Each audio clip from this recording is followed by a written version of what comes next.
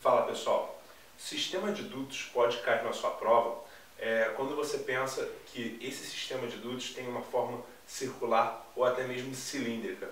E dentro desse cilindro ou desse círculo você pode passar tubos e qualquer tipo de fio, de forma que essa estrutura apresente o formato geométrico, seja de triângulo ou de outros círculos, e essas figuras podem interagir.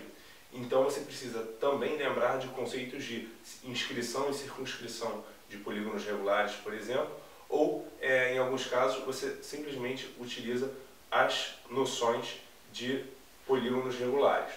Aqui, para a nossa questão, a gente vai trabalhar com triângulo equilátero, basicamente, e para resolver a nossa questão, a gente precisa lembrar que quando você tem um triângulo equilátero, você tem a altura desse triângulo equilátero que divide o lado oposto em duas partes iguais, igual a L sobre 2.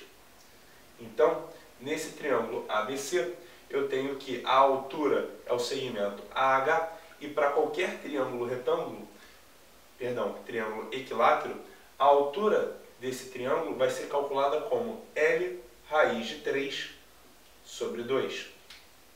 Só que, quando o triângulo é equilátero e a gente marca o centro desse triângulo, chamado de ponto O, você tem que essa altura ela fica dividida em duas partes. E quando esse triângulo é equilátero, essas duas partes sempre seguirão a mesma proporção. Que proporção é essa?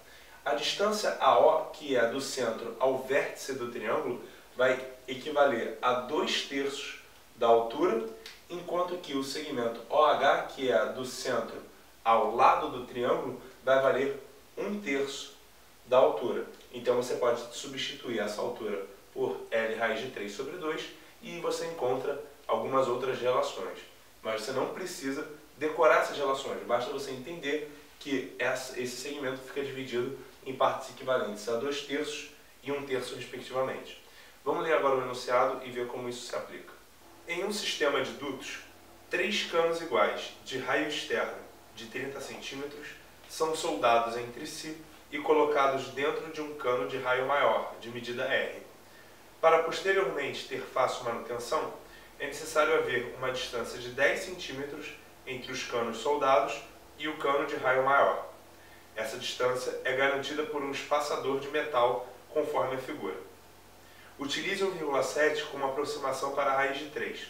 O valor de R em centímetros é igual a... De acordo com a nossa estrutura da tubulação maior e dos 3 canos soldados, você pode unir esses 3 centros de círculos menores e formar assim um triângulo.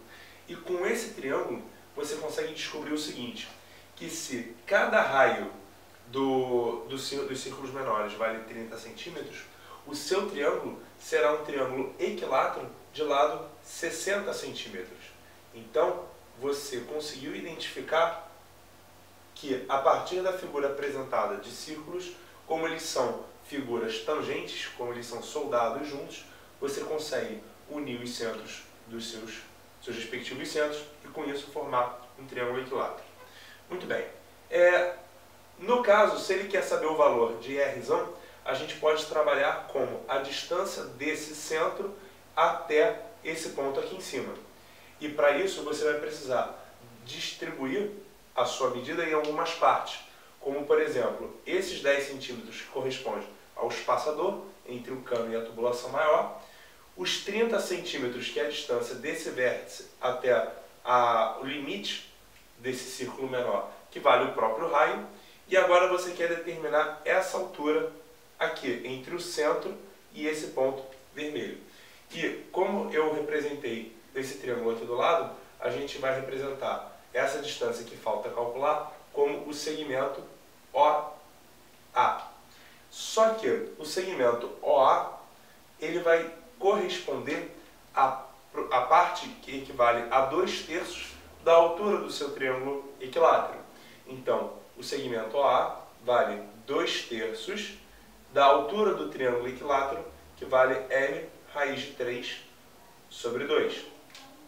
Simplificando esses valores, você encontra que o segmento OA vale 60 vezes 1,7,